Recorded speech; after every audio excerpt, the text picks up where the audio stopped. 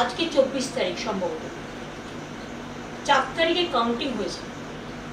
এই 20 দিন মুখ বুঝে সব কিছু সহ্য করেছি। শুধু আমি নয়, বাংলার মানুষ, তৃণমূল কংগ্রেস কর্মীরা, যারা রাষ্ট্রীয় সন্ত্রাসের বলি হয়েছেন, 12 জন মানুষ মারা গেছেন, খুন হয়েছেন, আত্মহত্যা করতে বাধ্য হয়েছেন, সবাইকে জোর করে পদত্যাগপত্র লিখিয়ে নেওয়া হচ্ছে, ইলেকটেড বডিগুলোকে কাজ করতে দেওয়া হচ্ছে না। কলকাতা কর্পোরেশনের মতো বড় কর্পোরেশন, যাদের জল, রাস্তা সহ বিভিন্ন ডেভেলপমেন্টের কাজ, প্রত্যেকটা মিউনিসিপ্যালিটিতে ইলেকটেড বডিকে অস্বীকার করে টোটাল প্রশাসনিক রাষ্ট্রীয় সন্ত্রাস চলছে।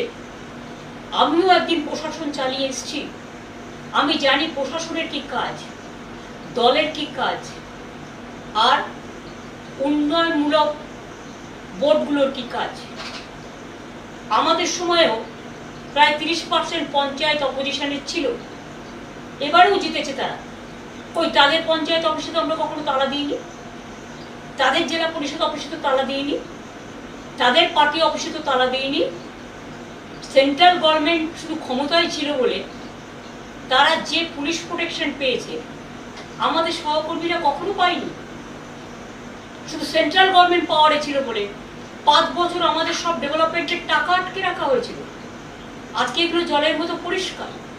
আমি সব ডিটেলসে না গিয়ে আজকে আপনাদের কাছে একটুকুই আমি বলতে চাই, একটা নির্বাচন হয়ে গেল, আমরা কি দেখলাম? এটা কি সত্যিই নির্বাচন হয়েছে, না নির্বাচনের নামে প্রহসন হয়েছে?